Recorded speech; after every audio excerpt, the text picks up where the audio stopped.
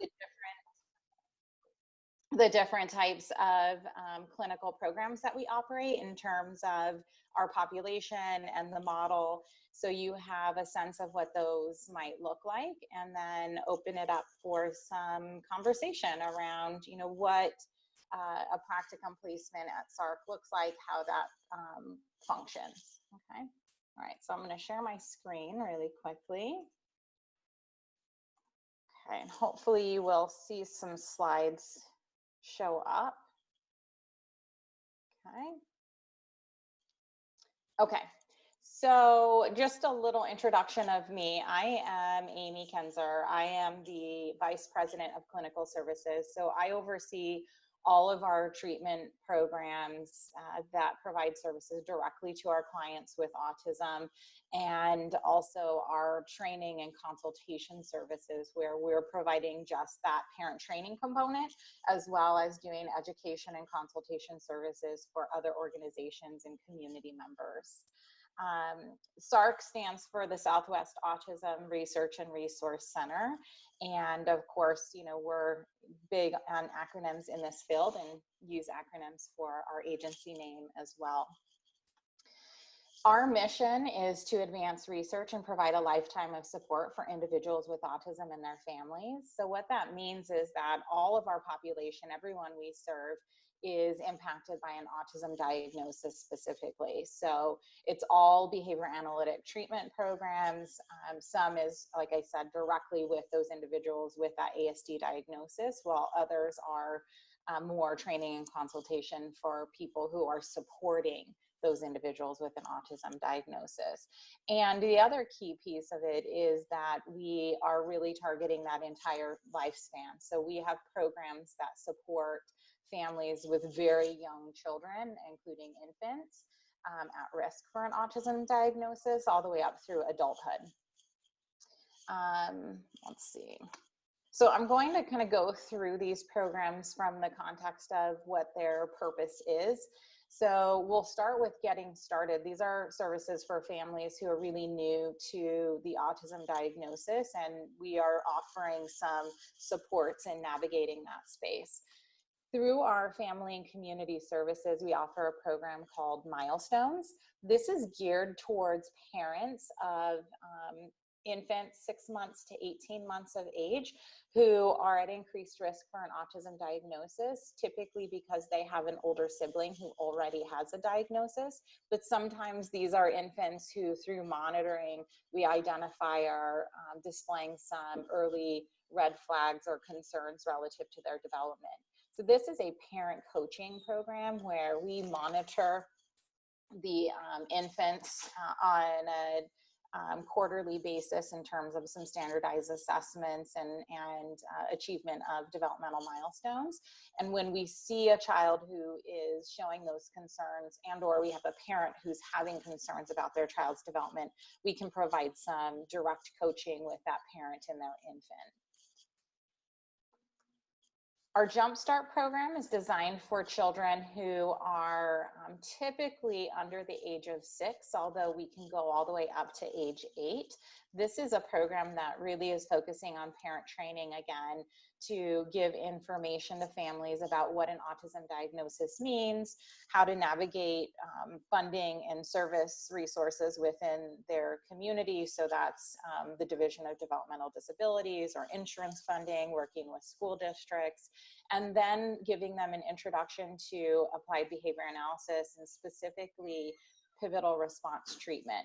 So we give them some educational components that they access through e-learning online, and then we do live coaching where a BCBA is working with that parent and their child. Some of those sessions happen on our campus in a clinic-based model, and some happen remotely through telehealth, particularly for those families who live at a distance from our site.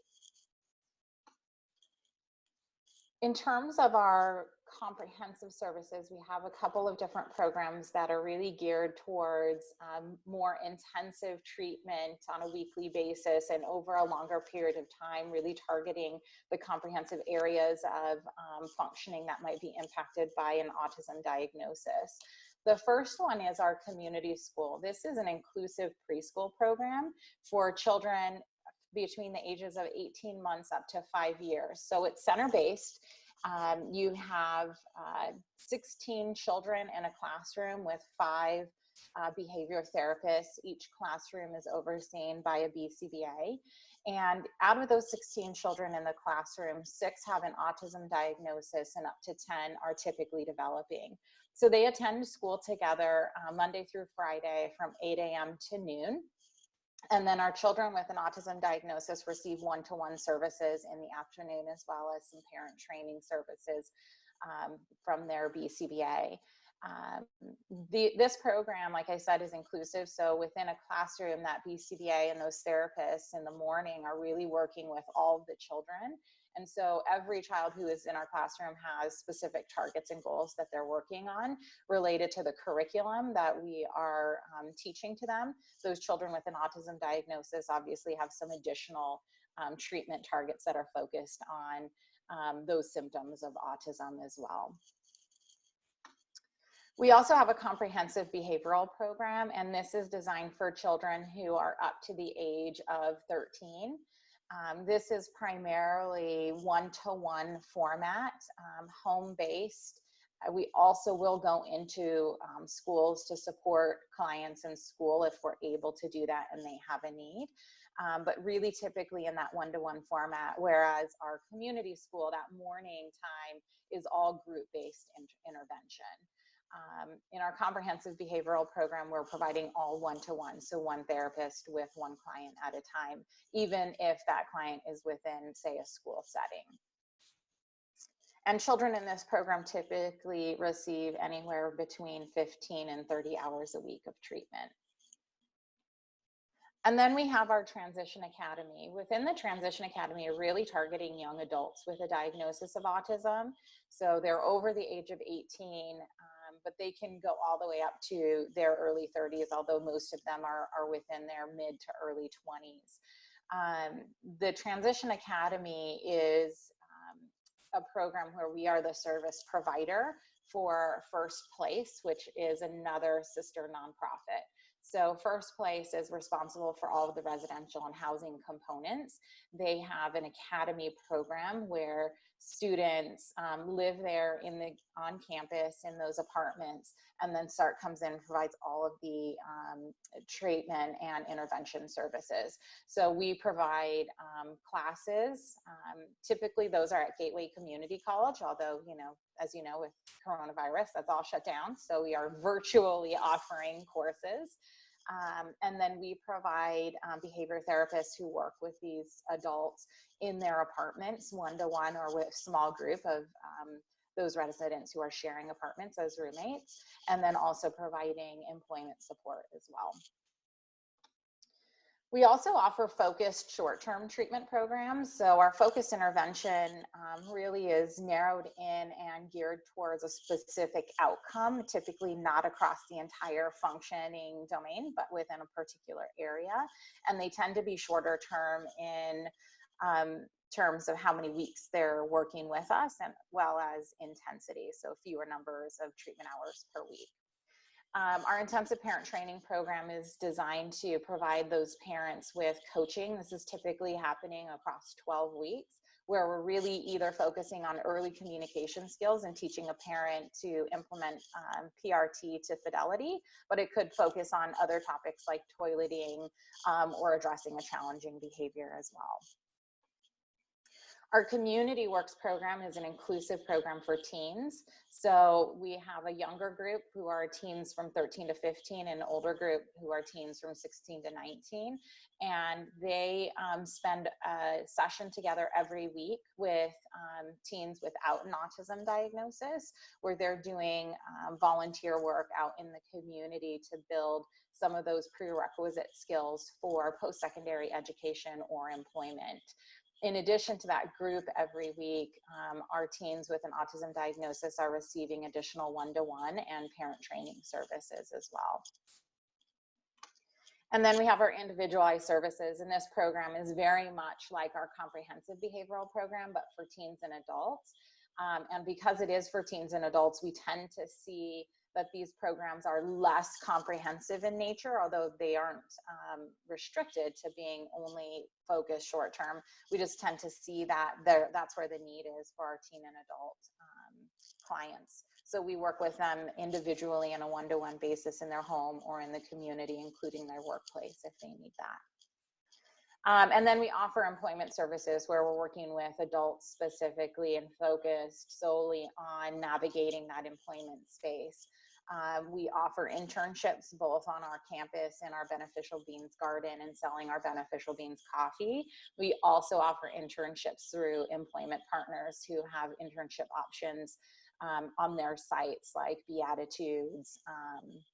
And then we work on interviewing skills, employment skills, and then provide job coaching for those adults when they do get employed. We have about a 90% employment rate in this program as well, which is pretty fantastic. And then in terms of our education, training, and consultation, I have a couple of things on here, not everything that we do, but ones in which we've had practicum students work and provide support as well. So one is with our summer camp partnerships. Typically every summer, we provide consultation to local day camps and overnight camp. The camp Daisy and Harry Stein is an overnight camp up in Prescott. And we provide consultation and training to the staff so that they can offer inclusive options for children with disabilities, including autism. And then also we have a partnership with Arizona's Children Association. And so they provide services, behavioral coaching options for families through Medicare and Medicaid. And we consult with them and provide training and oversight to their staff to be able to offer some behavior analytic coaching services to families there at ASCA. So that's kind of the brief overview of the different programs that we offer and different places in which a practicum student has or could work. So I'm going to stop now and just see if you guys have any questions for me, things that you want to know a little bit more about, or anything that I can share with you. Hello, hi, my name is Veronica. I just have a quick question about placement. So if you, because of all the programs that you guys offer, how do you decide like where, like what's the right fit, or how does that kind of work? Right. So really good question. The way that works is that if somebody is placed with SARRC, so through the matching, you're placed with SARRC, what will happen is you won't know exactly what program you're going to be in until you've been with us, usually about 1 to 2 weeks.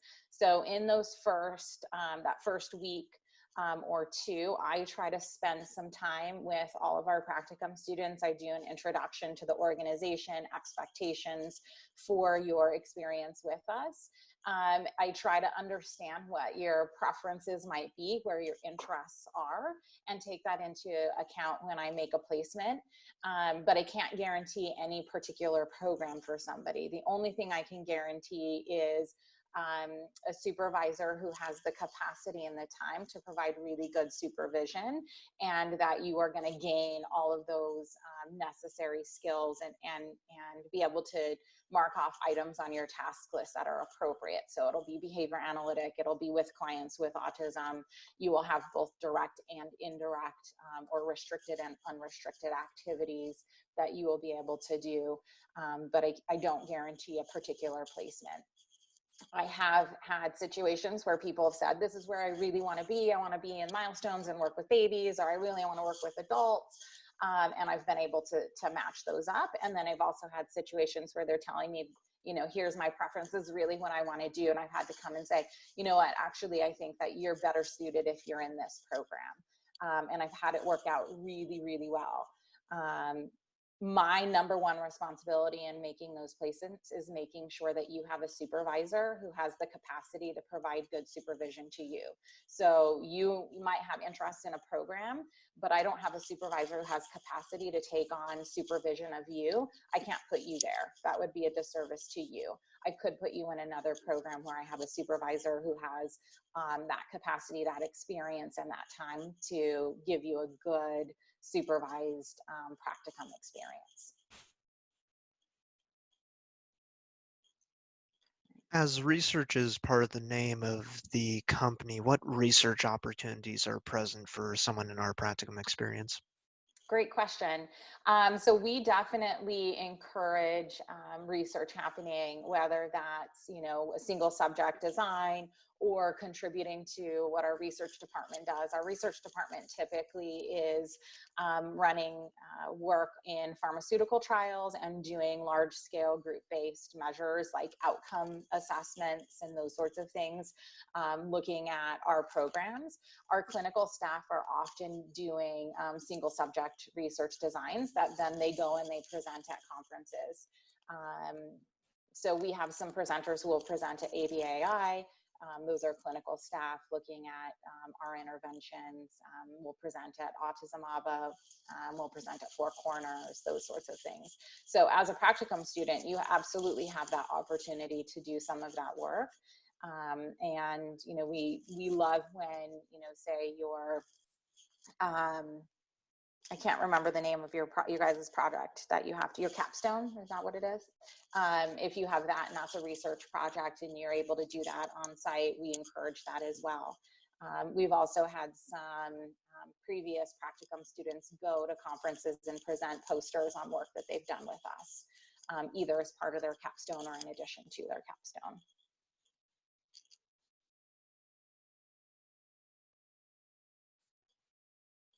Any other questions you guys have? Okay, well, if you do, I encourage you to reach out, shoot me an email. I'm happy to answer those questions for you, or if you just wanted to set up, you know, a conversation later down the line, we could do that as well. You know, the one good thing of, you know, shifting to telemedicine and having Zoom is that it makes it really easy to set up these meetings. You don't have to have the travel time built in and all of those pieces. So please don't hesitate to reach out.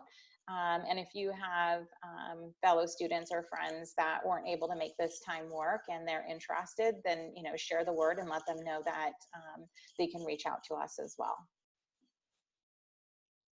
Thank you. Thank you. Thank you, Allie, for setting these up and hosting and making sure that's run so smoothly. Yes, thank you so much for participating. We really appreciate it. Great. Well, thank you. I hope you guys have a good rest of your day and week, and I'll hear from you guys later. Nice to meet you. Thank you.